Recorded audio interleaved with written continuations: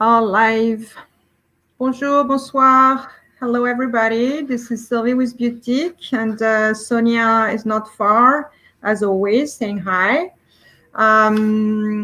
Tonight, we have the pleasure to welcome Erin Wiley. Hi, Erin. Hello again. And we're going to miss our little date when the 4th and next week is over. So for those who don't know Erin yet, she's with us from Toledo, Ohio. And tonight's actually the third episode of a series of 4 about the pandemic. It's overcoming the toll of the pandemic. So if you are a member of Beautique, a Beauty Club member, and among the first 5 to send us your email, you get a chance to have actually a one-on-one complimentary 30-minute session with Erin at a later date, so which is awesome. And I'm going to show on screen later on the code to for you to join and apply to this amazing gift. Thank you, Erin, for this. But before we get started, let me say a few words about Erin. For those of you who don't know her yet, so she's a licensed clinical psychotherapist and the founder of the Willow Center. It's a group family counseling practice in Toledo, Ohio. And she with a team of 25 other therapists are focusing on marriage, family, parenting, relationships. And as I'm sure you know as well, you've seen Erin around. She's a contributor and often called on by magazines like Newsweek, Counseling Today, BuzzFeed, MarketWatch, Elite Daily, and she's also the winner of an award in 2019. Her practice won, not for the first time actually, the best counseling practice in Toledo, Ohio. And there's also a podcast, and I'm going to also show it on screen, Manage Your Shift. That's Erin's Facebook group that we very highly encourage you to join. But before we get started with our subject tonight, couple of things. If you want to ask, let's make it a very interactive session. Erin is here to discuss, answer your questions. She could talk forever about this pandemic, and our subject tonight is relationships. But relationship is very broad, it's very vague. She could talk forever about parenting, about divorce, about getting along with any type of work people, friends, kids, spouse, dog. I don't know if you can talk about more than humans. So if you could actually let us know in the comments section what in particular is interesting to you, whether it's getting along with your partner, your spouse, your kids, if your kids are teenagers, younger kids, if it's about getting along with yourself, because you're losing your mind or something, with your friends, with your coworker, with your boss. Let us know, and that's going to make this session even more interactive and interesting and fruitful to you. But maybe before we get started and we let you guys think about what you are the most interested in, maybe Erin, you can talk to us a little bit in your own words about you and about what maybe people come to see you the most when it comes to relationship these days. Sure. My practice gets a lot of calls for family-based therapy. So parents and kids and marriage. We get a lot of calls for marriage. It's funny because when a kid acts out and parents think they need therapy, often the parents could use it too. But usually when it's a parent and a kid, the parent calls and says, see my kid. They should say, we need to both be seen because I need help learning how to parent, because we all need help learning how to be married and parent, because no one teaches us how to do either. And then we're supposed to just figure it out as we go. It's not really the best way to learn, is like by trial and error with important relationships. So ideally, we learn something along the way, but we really don't have much in the way of formal education and schooling when it comes to relationships. But for sure, right now with the pandemic and always, we get a lot of couples, mostly married, not all married, heterosexual, homosexual, both. And it is, I mean, I've been married for 24 years later this month. And it is very difficult to have a phenomenal marriage. It takes so much intentionality and so much work and so much sacrifice. When young people, I would say, or any age people who are single, whine and pine about finding that certain someone who's their special someone who's going to, like their soulmate. I remind them like, I don't think there is such thing as a soulmate. I mean, it's a romantic concept, but saying someone is your soulmate implies that you were meant to be and there won't ever be any work because it's just going to be feel so easy and right. And that's just not how relationships are. Relationships require effort and sacrifice. Friendships, parenting, romantic relationships. So yeah, if any of you have any specific questions about relationships that you want me to address, otherwise I can just talk a little bit about some of the things that I talk about. Oh, look, there's a question now. Yeah, there's one from Anita. I think we need to give people a little bit of time to think about, it seems to be a teenager question. Sure, okay. A teenager who's depressed and you end up fighting. Okay. So if you want to make this even more interactive, you can tell me a little bit more, like what kind of things are you fighting about? But in general, I think if you have a teenager who's depressed, it usually triggers in parents a lot of worry. They're scared and concerned about your child. For sure, if you can find a great therapist, not some lame, boring, stuffy psychologist, but like a cool licensed counselor or social worker who ideally maybe is like younger or just has like a great personality so that kids feel like they can connect to them. I usually tell parents, if you want your kid to go to therapy, tell them they have to go 2 or 3 times and then they never have to go again. And it's a way to at least get them started. And truly, if they hate it and they're not going to talk, then they're not going to talk and it's pointless. But getting them to go a handful of times and just see if they see the benefit in it. But you really do have to find a great therapist. And I think the best way to do that is to ask around to people you know, and just get word of mouth recommendations of someone who really connects well. But so you have a depressed teenager and it's so hard because what you want to do is you want to tell them how to fix their problems and say, if you lay around all day, you're not going to be in a better mood. You need to get out of bed. You need to exercise. If you keep eating junk food, it isn't going to make you feel better. And as I think most of us know, none of us do well having someone tell us how to fix our problems, especially when we're not asking for help to fix our problems. One of the most important skills, a couple of them, I wrote down top skills that I thought would be important to share with you tonight. And 2 of them are validating someone and attending to them. Attending is something that we learn as counselors, but it's just a basic human relationship skill, which basically means you're listening, but you're really actively engaged. You're attending to them in like emotionally, like I am here to hear you, to help you process. So obviously you're not like looking at your phone, you're not distracted, you're giving yourself. You like aren't actually physically like turned away. You're like present to them, right? So having open body language, affirming, don't cut in, interrupt them, really listen, ask clarifying questions. Those are attending skills. They will help people feel validated. And you can also verbally validate someone. So if your teenager will talk to you about their depression, which they won't always, and they tell you what's going on, like, I just feel sad for no reason, or there are kids at school who are mean or whatever. Sometimes it's hard as a parent because we want to rush in, swoop in and fix it and say, well, you shouldn't care what they think. But you're a great kid, or I'll call your principal. People tell us things that they're struggling with, not because they want us to fix it, usually right off, but because they're just processing and they want to be heard, and they're sharing, and sharing would imply that they're opening up to you. And they're not opening up so you can rush in. They're opening up so you can reflect that you're hearing them so that they feel validated. And that's super important. So being able to just literally say, gosh, that sounds awful. Or man, I can't imagine feeling so sad every day. Or yeah, no, it makes sense to me if you're sad that you just kind of want to lay around in bed and look at Snapchat. Like, if you feel like you have no energy, gosh, maybe that's all you feel like you can even get done in a day.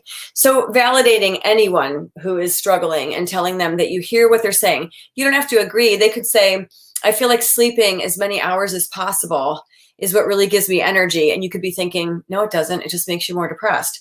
But that's not in the moment where they're telling you. You don't like correct them. You just say, okay, so it sounds like you're saying, and I always advise people when I coach parents in particular to do this, really slow down, get introspective, get curious, lose the reactivity. So instead of saying, bad example, you think sleeping is what's going to make you feel better? Laying around is only going to make you more miserable. You need to get out of bed. You need to stuff, like, right? The hysteria, it just doesn't play well. with kids, teens, or anyone else. And so taking it down like 80 notches and being neutral emotionally, and in your mind just kind of going, okay, I'm not going to be working on being angry, and I'm not rushing in. I'm just going to listen, and I'm going to be curious to get more information and not react. I have said before that what I do in my mind is I pretend I'm an old time reporter with like paper and pencil. And I'm like, even if someone's making me mad, and I'm like, tell me more about that. Okay. And why does it make you feel that way? Perfect. Got it. Okay. Whereas if I wasn't focusing on what they were saying and like taking pretend notes in my mind, I'd be reacting. They would be saying, I think that you have an attitude. And I'd be like, are you kidding? Like I would react. So just really being intentional about listening and reflecting back what people are saying, I think is helpful. But with a teenager, it's so tricky because teens have behaviors that even if they don't qualify for a diagnosis of major depressive disorder, they're not clinically depressed, they can have symptoms and behaviors that look a lot like depression. And we get worried that kids are going to hurt themselves. So I think it's fair to go to your teenager if you are scared and say, I'm worried about you. These are the symptoms I see. I mean, you can look them up online. You know, you're not eating as much, or you're eating all the time, eating junky food. Like you can go through the list and tell them you're concerned. But teenagers are tricky. If you are concerned and you're worried and you feel like you can't get in their world or they won't share with you, then getting help from a licensed professional, I think, is important. Like I said, you can tell them. You only have to go a handful of times. I'm not going to make you keep going, but I really want you to have someone safe to talk to. But yeah, teenagers are tricky. I really do believe, I was just talking with some people, a whole bunch of therapists today in a meeting. And I was saying, and all the therapists in the room who had older kids like I do agreed, like 15 and 16 years old is when you really should start letting go and letting your kids make their own mistakes, handle their own problems, do their own laundry, deal with their own fights with their friends. And 17 and 18, I personally believe they should be living in your house, but be very independent, because you just want to have an eye on them to make sure they're doing okay, but they've got to make their own decisions. I often say parenting is like passing a baton.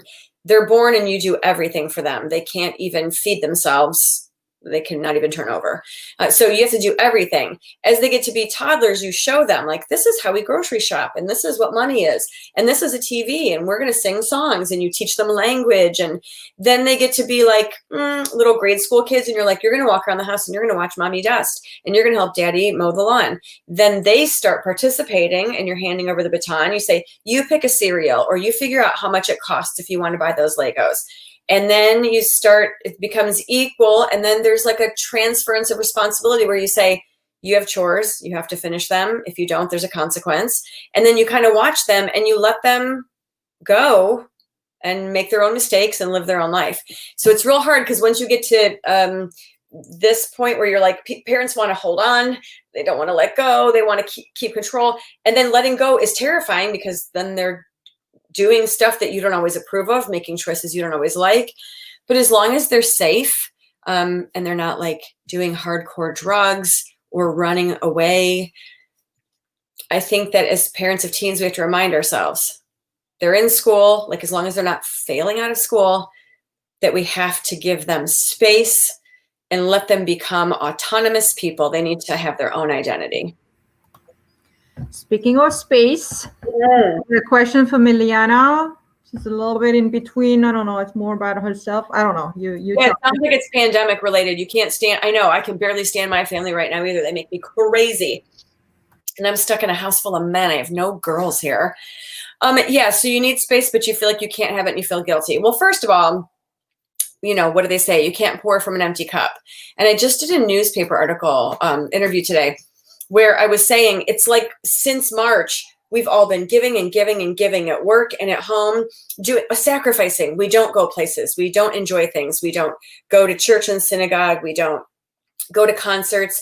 We stopped all the art shows and the theater and the sports. And so we're just giving up all of these really great connective coping skills. And we're just subsisting, trying to work, eat, sleep, breathe, and do it over and over every day. And it is exhausting. It's wearing everyone out, and we're not being fed emotionally. And so to be in a house with all these people in close quarters who can drive you crazy, and make you super irritable, you need to find time to get away from them. So I do appreciate that in life, sometimes there are just difficult times like this where you're like, I can't get away from these people. But I always say, if you absolutely had to make it happen, you could. And the way to do it is getting yourself in a room and begging like a significant other, a friend, to like watch your kids for a little bit, or like put them in front of a movie and say, if you don't bother mommy for this timer amount, then you're all going to get a candy bar when we're done. Whatever you need to do to get that time and craft that time away from them. Can you hear the dogs? My teenagers are playing with the dogs. That's going to make me crazy. But it's just about tolerating it. And so if you can find a way to take an extra long shower, spend time giving yourself a pedicure, read a book. I really do think, though, that if you have little kids and you have a partner or a friend who you can ask to shelter you from them, like give you some space, then you need to do it, because you've got to fill yourself back up somehow with some kind of self-care. And even then, you're going to be annoyed. They're going to drive you crazy. It is just the way it is right now. And especially with kids being home and having to school them from home and help them with homework more than ever, everyone's stress level is super high, and they're really struggling to be calm and sweet. I think a part of that too is being able to say to your family, like, I've had it, guys. This is enough noise for today. Or I need time alone. I need people to leave me alone for a while. It is okay to need time alone. You needed to fill yourself back up. And so I would encourage you to not feel guilty. If you don't take care of yourself, you can't be a great parent. So I would say to try to shake the guilt on that one. Do we have other questions, or should I move on to some other ideas here, Sylvie? Well, I'm getting a question about dating. Cheryl asking, how do you date during COVID? She's scared of COVID, but she misses it, and she feels super lonely and miserable. She wants to know if others have tricks or tips in her situation. Sure. Okay. Yeah, I think that is super difficult, right? Because of social distancing. I do think there are some clever ways to get to know people. I appreciate that we're all tired of the screen, right? Like, in staring at a screen all day, it's getting old.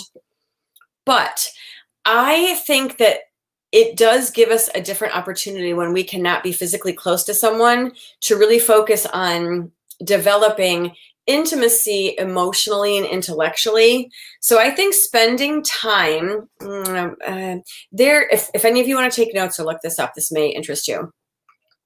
The Gottmans, John and Julie Gottman, Gottman, they are like the gold standard of relationship counseling. And when they talk about relationships, intimate romantic relationships, they use the model of a house. And the ground floors of any relationship are friendship. Even if you are romantic and you're lovers, you have to start with friendship. And so if you're dating, spending time on those low-level floors of the house that you're building, on those skills, which is attending to each other, being good listeners, learning about each other, asking questions, finding out about your past, finding out about past relationships, finding out what things you like, teaching each other new things about, you might like theater and he might like baseball, and having conversations about the things you like and how you grew up. Like, I appreciate at some point you want to get together and hang out. I think there are some things right now that there are just not great answers for. And so we're all substituting. Like, how can you be, and like, here's a question. How can you be an ideal parent right now who's really on top of your child's academic success? My answer would be, you can't. It's not possible. You do the best you can. You also have a job and a house to take care of, and other kids, and potentially a partner or spouse, and your own self-care. How are you going to be on top of your child's academic success? The answer, you're not. So what are tips for dating right now? It's super hard and it's difficult. The best I can say is anything you can do that you feel like you can physically keep yourself safe, having outdoor, like go for a long walk in the park, walk dogs, not right, like the baseline right now, especially as we are on the verge of the post-Thanksgiving surge of the pandemic making so many more people sick, is we need to be distancing and staying apart from people. So anything you can do on Zoom, I think some of you may have seen, there's a commercial out there for, I think it's eHarmony, which I am not getting paid by eHarmony, but if I was going to use a dating site, that's absolutely the one I would use, because I think people, if you want an actual relationship, because on other sites, you got people who are like looking for someone hot and looking for a hookup and want to have some fun and looking for like romance. And I think on eHarmony, you get more mature people who are looking for a lifelong commitment and would like to be like have a marriage or a commitment. So if you're looking for a long-term relationship, I feel like that's where I would look. But there is a commercial for eHarmony where it looks like maybe each of the people in the dating relationship had food sent to the other one. Like I think they each had pizzas. It looked like she ordered him a pineapple, like a Hawaiian pizza. And he was like, what? Why'd you get me this? And then he ate it and he was like, oh, not bad. So they had like a dinner date over Zoom. And I think that is something you can do. If you're in the same town, right? Like New York City is going to be totally different than Toledo, Ohio. But you could order food to be delivered. You could make dinner and take a plate over to someone's house and leave it on their front doorstep, and they can take it inside and you can go home and eat on Zoom together. So I do think it just requires some real creativity right now. And to flip your question on its head, if you're really seeking romantic connection and you want to be in a relationship with someone, there may be something about this time that like the universe or whatever is saying, like, maybe it's time to focus on you and get introspective on your emotional health, your physical health, work with a therapist, like get yourself ready. So when the pandemic's over, you actually can like jump into the dating pool because you've spent this time really taking inventory of what kind of things you need to work on and should work on and getting healthy so that you're like in an even better place to date once we're allowed to get back out there again. Are there any other questions, Sylvie, that you have for me? There are a few which are more like comments, and also let me give me a bit of time to go through them, and I pass them on. So if you want to keep going on one of the many aspects of this relationship situation, go on, and I'm getting questions ready. Mm-hmm. One of the other low-level skills on the Gottman Relationship House is something called fondness and admiration. Sounds really simple, sounds super obvious. But after you're married for 3, 5, 7, 18, 25 years, people are not feeling the flood of all of the chemicals of romance. And now you're like just dealing with the reality of you're living with someone, you share a bathroom, they don't always smell good, they sometimes chew with their mouth open, they leave a towel on the floor. Like you have to deal with a real person who's not like an idealized fake romantic person. Fondness and admiration, that skill implies that you continue to decide that you're going to view this person in a warm, flattering, positive light. They say that what you look for is what you're going to see. So if you wake up in the morning and you're like, everybody in this town is so rude, then you go out into the community, you see someone kind of bustling around, you're like, see, rude. If that's your belief, you look for it, you validate your beliefs, right? So a lot of times when I'm counseling couples, they have developed some real contempt for each other because they feel unloved and unheard and hurt. So then they start to feel mean and disgruntled to the person, and they start seeing them in a negative light and believing negative things about them, and then just watching for negative things. And then they confirm their bias over and over that that person is a jerk and they are uncaring and they're mean and they're unfeeling, when in reality, other people would not say that. They're just speaking from their woundedness. So to focus on fondness and admiration, I think as someone who's been married 24 years and I've been with my husband 28 years, I all the time, I would say almost on a daily basis, make decisions, conscious decisions for our marriage. Like if I see him sitting there watching TV when I was younger and dumber and more newly married, I would think, must be nice to sit there and watch TV while I'm cleaning the house. Don't you see that I'm cleaning the house? Don't you want to get your butt up and help me? Don't you think you should be actively involved in making our home look more beautiful? And I'd have all that chitter chatter. And then I started thinking like, maybe I shouldn't think these mean, bad things. Maybe I should change how I view him and how I think of him. So I would see him watching TV and I'd think, he's allowed to enjoy television. He's allowed to take a break. Oh, also, he lets me take naps on Sundays when he mows the lawn. So he works while I sleep. So I make conscious choices. I also think part of fondness and admiration is thanking people. Again, You're welcome, Jennifer. Oh, it looks like you got a bunch of little kids, maybe a whole bunch of little boys. Yes, you needed to hear it because marriage is hard and children are marriage killers. That's what every single study on marriage will show you. You get married, you're I don't know how this is if it's backwards for you guys, but basic well, I always do things backwards, but it might not be backward for you. Regardless, you start out, marriage is good, it's like super high, and then you have your first baby and it sinks all the way to the bottom, as bad as it can be usually. And then you creep out of it as your kids get bigger, then they turn into teenagers. So babies and teenagers are marriage killers. But you can make your relationship resilient despite these kids who suck the life and money and energy out of you. So I thank my husband for stuff all the time, literally all the time, but I've trained myself to do it. So when he comes up from getting ready for work and like comes to say goodbye to me in the morning, if I'm still in bed looking at Facebook and he's like, hey, I want to come up and say goodbye. I'm like, I don't just go, oh, okay, bye. I say, you're so good that you come and say goodbye to me. Like, I love him. Like, not I love him romantically. I like a verb. I actively love him by telling him nice things and lavishing affection on him. And so I do it all the time. Yesterday, he picked up pizza for us, right? Like, whoop-de-doo, who cares? It's pizza. I do it half the time. He does it half the time. But he did it yesterday and it was cold. And I say, hey, thanks for getting this pizza. I appreciate it. Like, I thank him all the time. He made dinner tonight. I will thank him when I get done and be like, that was really good chicken, because it was. And I love that you make our family dinner. When I first started doing that, when we were newlyweds, it felt very awkward. It felt very embarrassing. I felt very self-conscious. It felt very fake. But it's a habit that you cultivate, and you're creating a culture, especially if you have children, for your family of appreciation, where you thank people all the time. My one teenager, when he was, I don't know, becoming a teenager, would I'd say, thank you for cleaning the bathroom, and he'd say, you made me do it, it's on my chore chart, I didn't even have a choice. I said, I'm still allowed to thank you for doing something even though it was your job, because I appreciate that you did it and you did it well. Like, whatever, I'm still allowed to thank you, so whatever to you. So let me know if there's another question. I was like, I have all this stuff to talk about, but you guys are bringing good stuff up.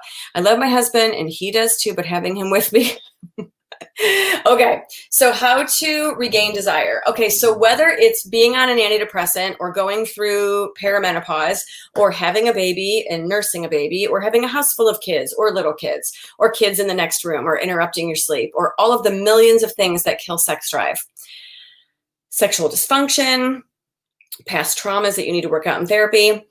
If you're in a healthy place to be having an intimate relationship and you feel like, I just don't want it, how can I make myself want it? The real answer is, and you might not love this, but it will work, so go with me. You don't have to want it to do it. One of my friends who's a psychiatrist told me something once years ago, and it stuck with me. And she said, if you have particularly a female who's taking antidepressants and it kills her sex drive, remind people that you don't have to have a sex drive to still enjoy sex. So I always liken it, Carol, to big projects that nobody wants to do or things that are difficult and take time and energy that seem like a chore, like cleaning your whole house for a birthday party or going to church or going to exercise. Big projects that you're like, I don't want to exercise. Who wants to exercise? Only those weird exercise nuts. I'm not talking to you. I'm talking to all the regular people. So nobody wants to exercise. So when I don't want to exercise, and I make myself anyway, I go to the gym, I drive, and I think, I hate this, I hate the cold, I hate the dark, I don't want to go, but I'm doing it anyway. Then I get there and I get on the machines and I'm like, ugh, miserable, I hate this, I can't believe I'm doing it. Then you start being like a little more warmed up and then you're like, I'm kind of proud I'm doing this. Like, then you start being like, I'm kind of a hot mom. Like, I'm here at 5:30 in the morning and I am killing it. And then you're like, I look good for my age. I am moving my body. Then you feel so much better, right? Just like cleaning your house. You're like, I don't want to do this. Then you start with one room and then you're like, well, this room hasn't looked this good in a while. All right, on to the next one. Then you're like, oh, you're energized by the effort, right? So what do they say? Perspiration before inspiration. You may not feel inspired until partway through, but most couples I work with say the same thing, which is, particularly women, halfway through, I thought, oh, I don't mind this. This is kind of fun. But you don't think that for the first half of the entire. So it takes time. I also think if we're talking about actually like having sex with your partner, particularly when we're talking to women, it takes a long time to warm up sexually. We are not, if we're talking about a male, female, but even with women and men, like some of us just take longer to warm up and need more foreplay. And I find when I'm coaching couples, which particularly male, female, I see more of than others.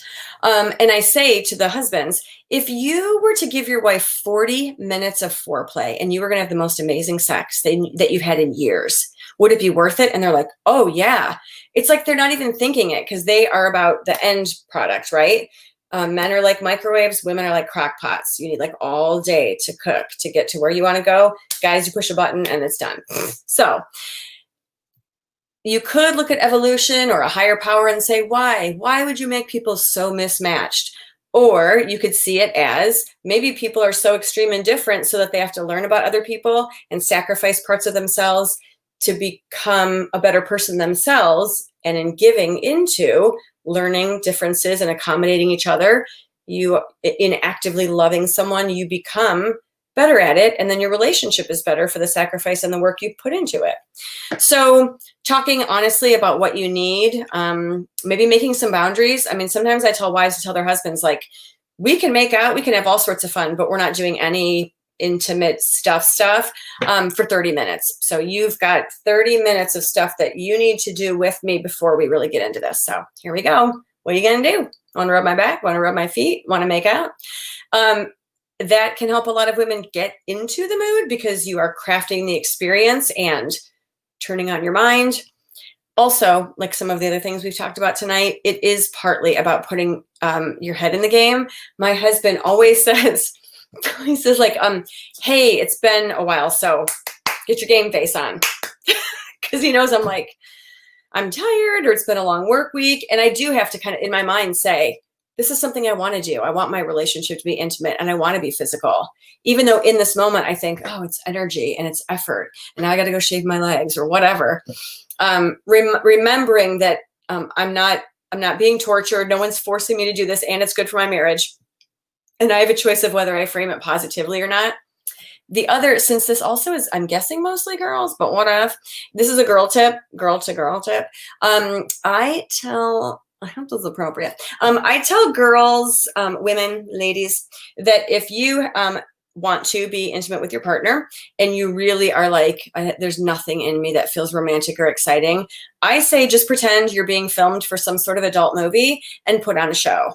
Because have you ever heard of fake it till you make it? Like if you go into a room of people at a mixer for work and your job is to meet people and network and you're like, I hate this, I don't want to talk to people. But you pretend like you're super social and it's so nice to meet you and you check their name and you talk to them and you like hit it off with people. That might not be your authentic self, but you're putting yourself in a place where you're creating a persona to make something happen. And then usually by the end of the night, you have met someone you like and you do feel a little more social, right? So faking it till you make it and be like, I'm going to pretend like someone's watching this.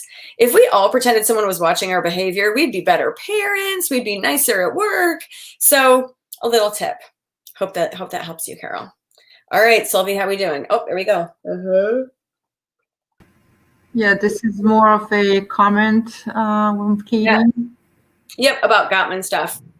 It is, like I said, I mean, it is tough right now with the pandemic, which is why I keep saying, like, we really are just in survival mode right now. Like, if you're going to grow a relationship right now, I couldn't hear. Siri's talking to me. I'm not talking to you. If you're going to grow a relationship right now, I do think the only thing the pandemic is giving us, and it's not everybody, but it is slowing things down. And you can't go out places, and we can't all be running out to the store and a concert and a friend's house and for food. We're really stuck at home. And so I was just encouraging a couple in telehealth therapy today to put your phone down and put your iPad down and shut off the TV and then say, okay, well, this is awkward. We're going to create conversation. And then you can go online and look up conversation starter questions. Gottman has something called love mapping, which is like, how do you map out your partner's world and get more familiar with it? And so just asking each other questions and having dialogue and conversation, like the old days before all of the technology and screens that flash and distract us. Those are ways to build intimacy in your relationship.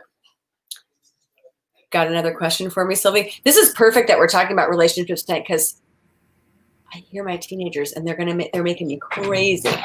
They're playing with the dogs. They're throwing things. I don't know what they're doing. I can't wait to talk to them afterward. I knew we should have a dog involved.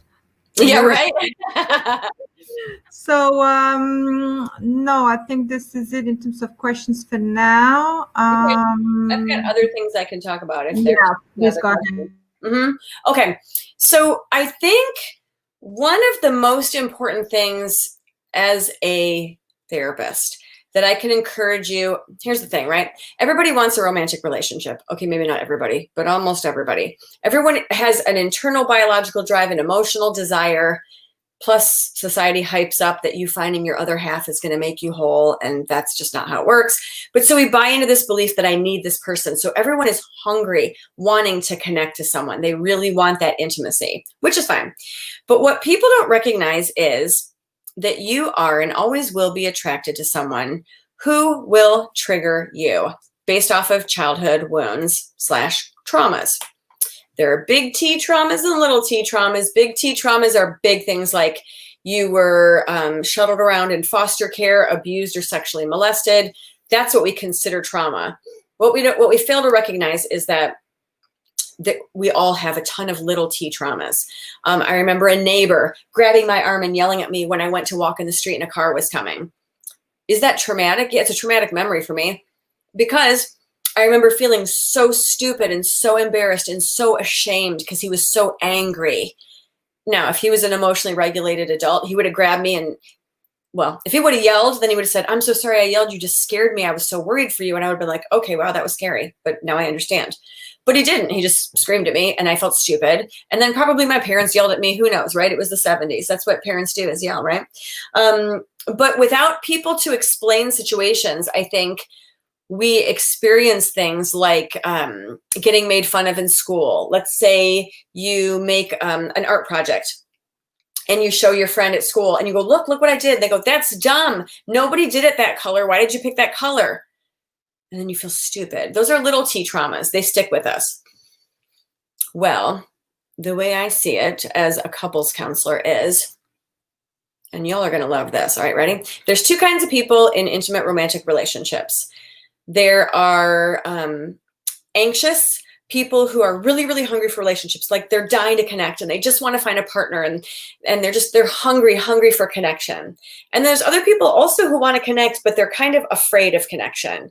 And so if the middle line is where we want to be for health, the anxious person is constantly overstepping and the avoidant person is always kind of overwhelmed by them. So you've heard, I'm sure, before, people either say that you are needy or someone's needy, right? Or you're like, I'm so needy.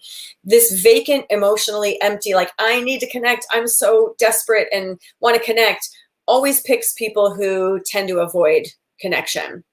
They feel panicky without connection. They feel somewhat panicky with connection. And yet both of them want to be in a healthy relationship.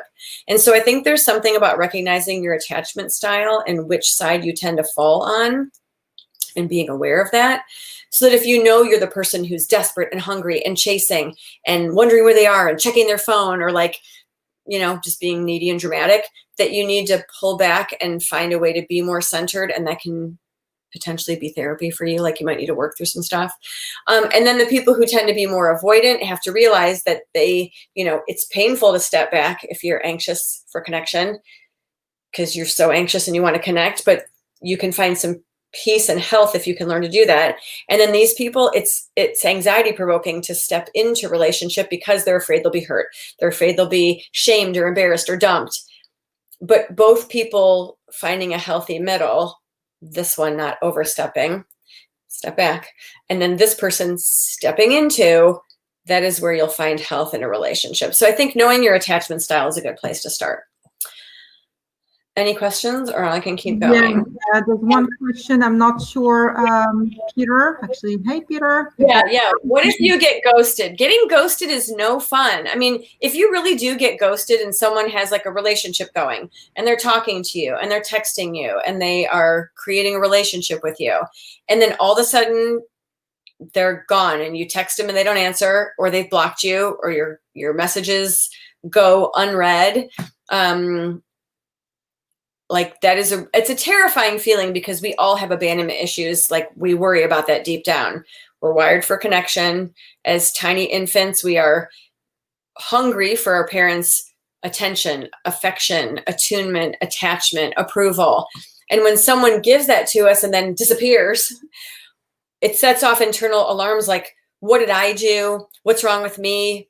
Why couldn't I keep them? And then maybe, why are they so mean? And why did they hurt me? And it gets people really emotionally inflamed and reactive. And typically people either shut down and are so depressed because they can't believe it, or they're like furious and they're going to find that person and make them pay. Neither of which are particularly healthy. If someone could be super emotionally regulated, what I would say is, if someone ghosts you, then you don't want to be in a relationship with them because they're unhealthy and sick. So if they ghost you, you should be like, that was not a healthy person. I'm glad I dodged that bullet, because I wouldn't want to be in a long-term relationship with them and they just showed their true colors early. If it's a pattern for you and you find that it happens repeatedly, then I would say you keep picking the wrong kind of person, someone who's emotionally avoidant and struggles with attachment and freaks out when commitment starts moving forward. Or there's things you're doing in the relationship that turn people off. Either way, finding a therapist that can help you figure that out is probably a good idea. Hopefully that helps. I hope it does. Peter, if you want to, unless this was super clear, crystal clear to you and helped you, if you want to be more specific and have I don't know, a different question. I mean, not that your question was not good, but a more specific question, feel free to ask us. Otherwise, I let you, Erin, go on with this conversation. Okay. Let's talk about Gary Chapman's, I think it's Gary Chapman. I could be wrong. I might have to look it up. Love languages. Some of us are familiar with the concept of love languages. Love languages are 5 ways that this marriage counselor found that people give and receive love. Like, in his practice, I'm looking it up to make sure. Yeah, it is Gary Chapman. He was like, gosh, I see people for therapy, and it seems like people fall into 5 categories of how you give and receive love, and they seem to have a preference for 1 or 2 or something. So the 5 love languages are words of affirmation, which is just saying nice things to each other. It could be written, it could be texted, words. Physical touch, which is like touching someone. Back rubs, hand holds, snuggling.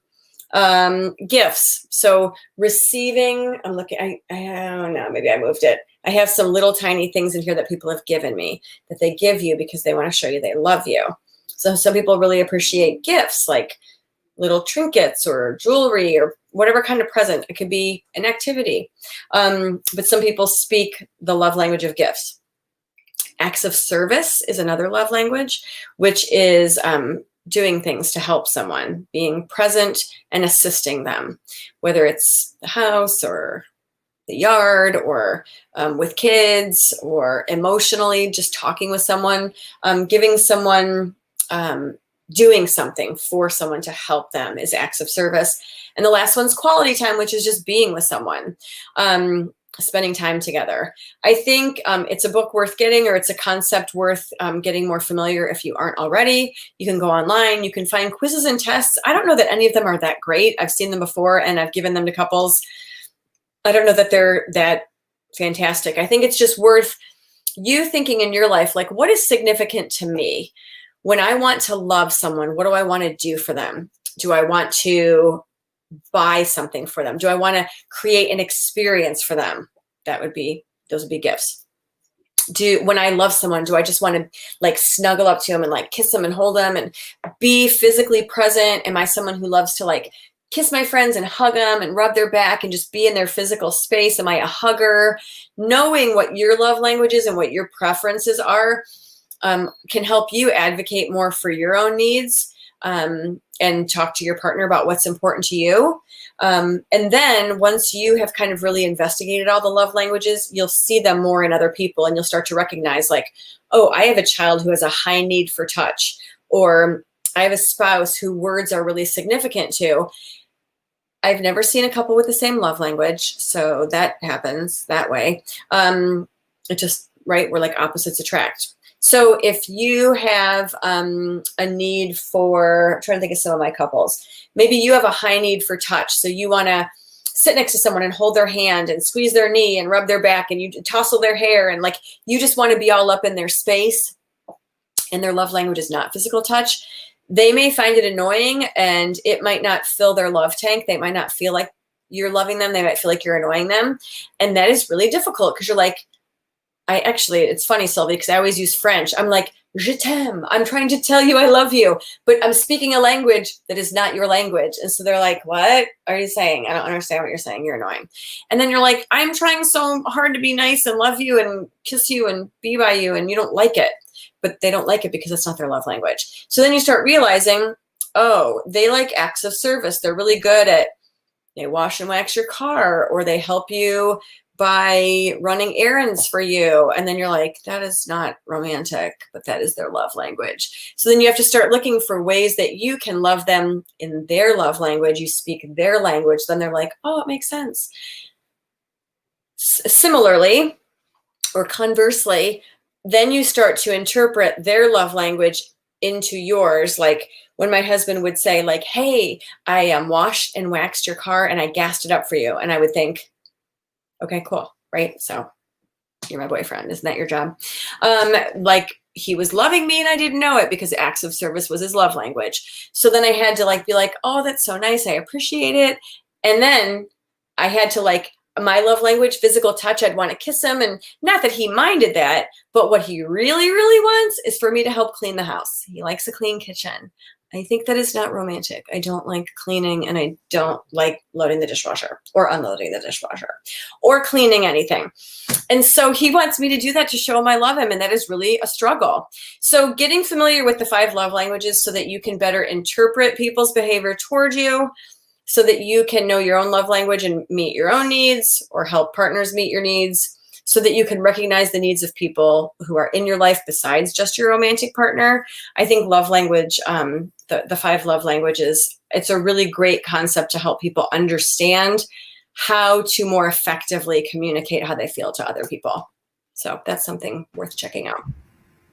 Very interesting, and that might be also the opportunity to clean up and get rid of relationships that were not right for you. For sure. That's the love language. Yeah. Okay, so I think we had a very interesting and productive and fruitful session. I mean, a lot of questions actually. And unless there's anything else you want to tell people, I want to insist on the fact that whoever emails us, I mean, not whoever, but the top 5, the first 5 members who email us with this Erin Forever code, get the picked for one-on-one consultation with Erin, 30 minutes complimentary. Thank you very much, Erin, for gifting that. Happy holidays. I mean, that might not happen, if I understand correctly. You're super, super booked, so that might not happen before, I understand. It probably be January, yeah. Which sounds, very much reasonable. Yeah, it's a good way to start the year. Yeah, absolutely. So thank you very much, Erin, one more time. It was awesome. Next week, Wednesday, 6 p.m. Eastern Time, we also have another session. This time was when we talk about spiritual health, which is also extremely important. So guys, join us for this 4th and last session. It's a series by Erin with Boutique. And if you have questions, specific stuff that you want Erin to talk about, to address, email us as well at hello@boutique.nyc. And otherwise, we wish you a wonderful week. And we'll see you next week. Awesome. Thanks. Cheers. Bonsoir.